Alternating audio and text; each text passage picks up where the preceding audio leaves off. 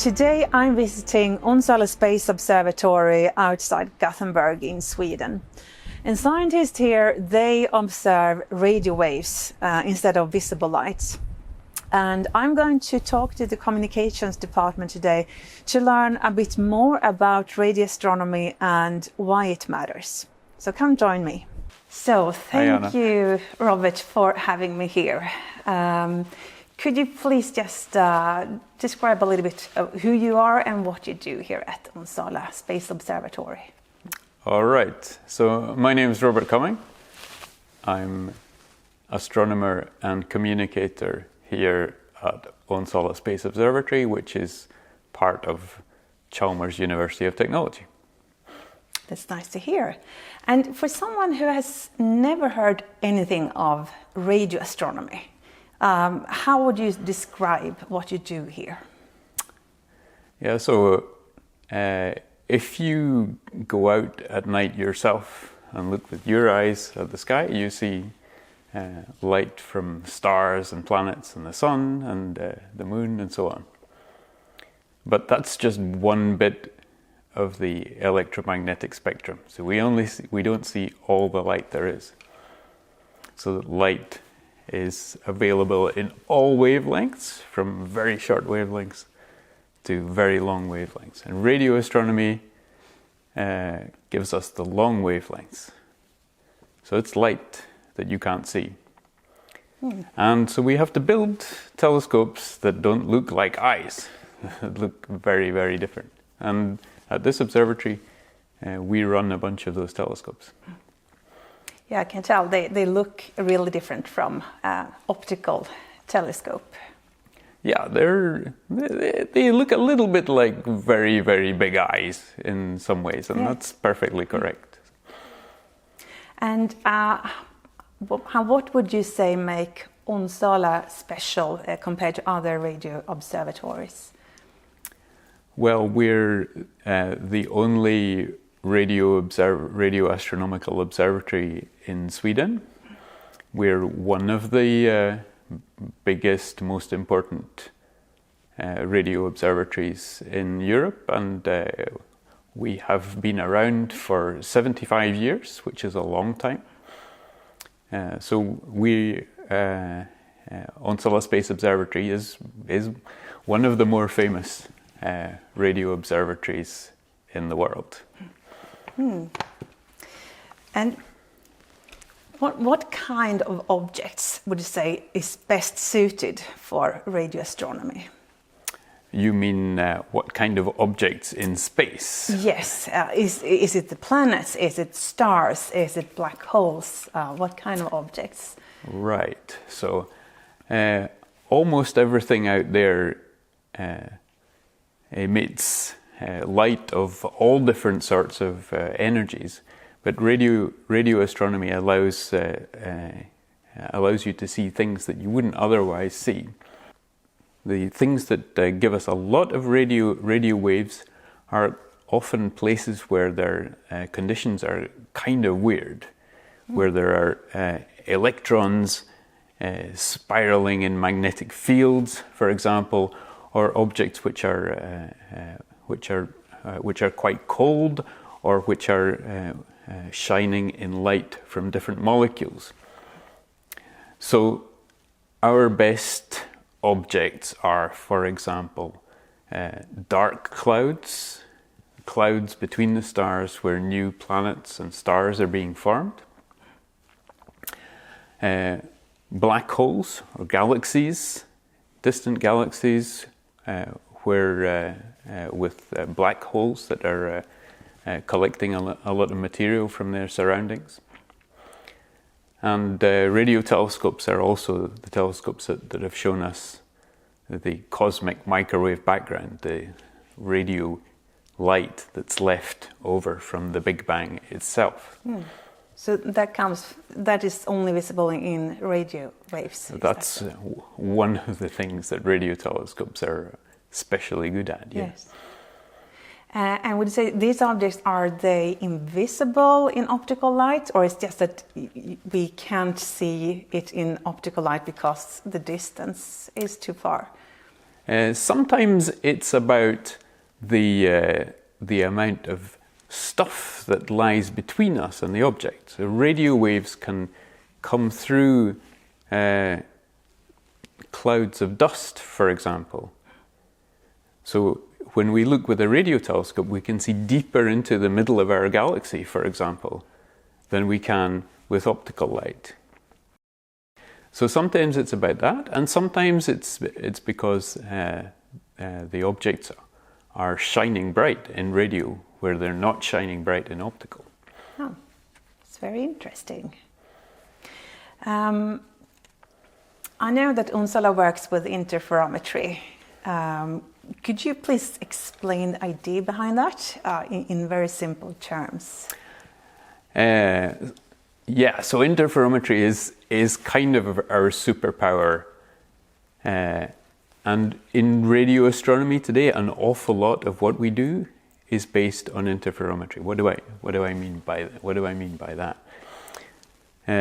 So interferometry is where you use many antennas or many radio telescopes to receive the same wave from space. So this is a way of making a big telescope without making a big telescope. So you use many different telescopes to together pretend that they are a really, really big telescope. So this means that you can get higher resolution, sharper images, sharper data by using many different antennas. And interferometry is what you call the way you put together the signals from different telescopes in different places. And would you say that some things weren't possible to see, in quotes, without using interferometry? Oh, absolutely. So if you want to make really detailed pictures of the sky, then you can do that in visible light with a big telescope, a big mirror, or somewhere, or putting a telescope in space where there's no atmospheric distortions. But to get the the sharpest images of things in space, you have to build extremely big telescopes, especially if you're working with radio. So interferometry allows us to take sharper images than we can take in almost any other wave band. So the images that we've seen of black holes, for example, would be completely impossible to make with visible light. And how far away can these telescopes be from each other?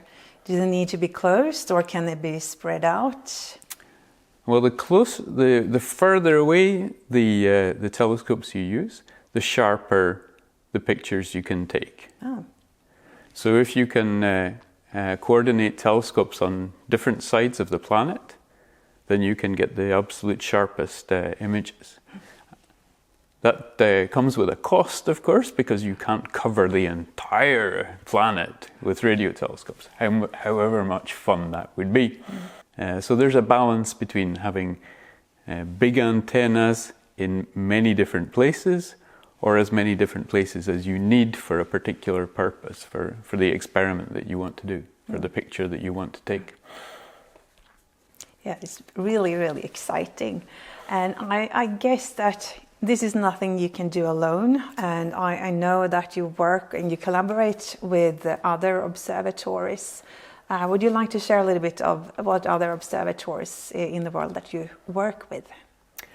Yeah, here we work in many different international collaborations with many different networks of telescopes, and some of them people refer to as telescopes, sometimes as networks, but it's all the same principle. An antenna here, looking at the same thing. So we work with very many big international projects. One of them is the SKA Observatory, the Square Kilometre Array Observatory, which has telescopes that are being built in South Africa where you can see the image of the meerkat behind me. It's the first, the core of the SKA array in South Africa and also in Australia. So the SKA is a big international project that we're part of, but it's not the only one. The telescopes that are behind me on this side are part of a network called VGOS, which is a network of smaller telescopes which are completely dedicated to measurements of how the Earth moves using radio technology. And the telescope in front of me, that behind you over there, is our 25-meter telescope is part of the European VLBI network, which is another international, mostly European but not entirely, collection of many of the large telescopes in Europe and elsewhere. And there are even more networks of telescopes that we're involved in, like the Global Millimeter VLBI Array and the Event Horizon Telescope, which is famous for taking pictures of black holes. So many different international collaborations, all of which pool resources with coordinating radio telescopes to take really, really detailed images. Yes, and the Event Horizon and the discovery of the black hole, the first image. Can you tell me something more about that? So the Event Horizon Telescope is a very big international collaboration. Among my colleagues, we have 3 of my colleagues who are part of that collaboration. And we've particularly worked with integrating the telescope APEX and ALMA into the array that makes up the Event Horizon Telescope. There's a picture of APEX right over there, which is probably out of screen at the moment. And they are in Chile, Atacama. APEX and ALMA are both in Chile, but the Event Horizon Telescope uses similar telescopes in many other locations. So these are telescopes which are good at measuring light with a wavelength of just under 1 millimeter. And that's a particularly good wavelength for detecting light from very close to black holes. Yes. What would you say are the most exciting questions or topic for radio astronomy, the coming years or decades even? The most exciting questions for radio astronomy. Well, in a way, radio astronomy is asking and answering the same questions that any astronomer will be asking themselves. So it's the big questions of how does the universe work? So we will be able to test the basic laws of physics by looking, for example, at black holes. How has the universe that we see now come to be? So we can look at how distant galaxies have been built up over time, what the history of the universe has been, and also the question of how did life arise here, and has life arisen in other places in the universe? What do you need to provide the conditions for life on this planet and other planets? And radio astronomy is also important in looking into the dark clouds where planets are forming and working out what are the processes that make this happen. Is there any topic that you personally are really keen on finding out, or anything you hope for to discover? Well, I get very excited about things that are very mysterious. So things that are completely weird. The last 10 years at this observatory and in other places, my colleagues have been studying, for example, fast radio bursts. Very short millisecond millisecond long bursts of radio waves that we don't know where they come from at all. If they are so fast, how can you capture them? Well, that's a technical issue. It's not easy, but it's something that you can do with radio telescopes. In fact, and it's easier with radio telescopes than it is with in some other wavebands. So tracking down the sources of extreme phenomena like that, I think it's particularly exciting because it shows you something that you weren't expecting, and astronomers are now able to use fast radio bursts to measure, for example, where to trace the distribution of dark matter in the universe. So by studying something mysterious, you can get a tool to understand something else that's mysterious. And I think that's very exciting. Yes. And would you say that because someone would question, should society fund this kind of research? Would you say that this is a reason for it, that we find or that we discover things that we wouldn't do otherwise? I think there's a couple of ways of looking at that. One is that we're investigating new things that are hard to understand, that in the future we may be able to use. And we know, for example, that in radio astronomy we discovered quasars in the 1960s, and they were just exactly as weird as fast radio bursts are today. Strange sources that nobody could understand. But today, radio astronomers use quasars to measure how the Earth moves.